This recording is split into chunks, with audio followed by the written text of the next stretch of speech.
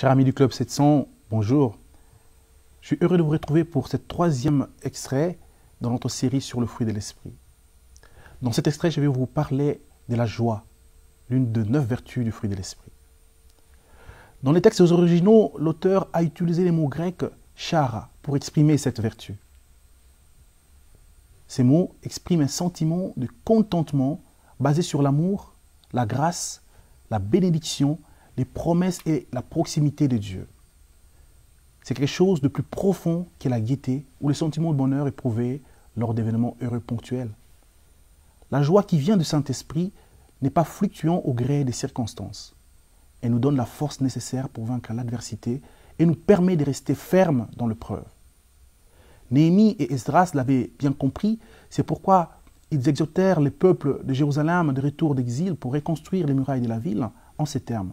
La joie de l'Éternel sera votre force. Dans Néhémie au chapitre 8, verset 10.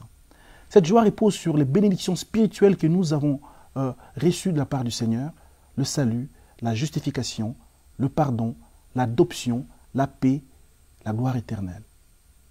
L'Épître de Paul aux Philippiens parle de cette joie qui ne peut être produite en nous que par l'action du Saint-Esprit.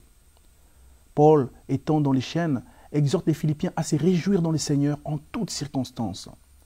S'il nous tente de nous voler cette joie, ce n'est pas tant parce qu'il aime nous voir tristes ou affligés, mais bien plus, c'est parce qu'il sait que privés de la joie du Seigneur, nous sommes vulnérables et faibles.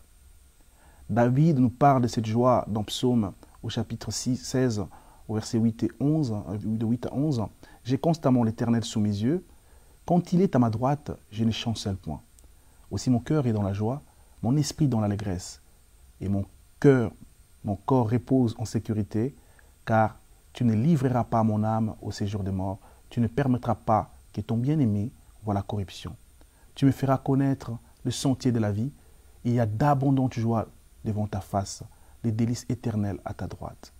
Alors, recherchons constamment à demeurer dans la joie du Seigneur, qui est notre forteresse contre les assauts de l'ennemi de nos âmes.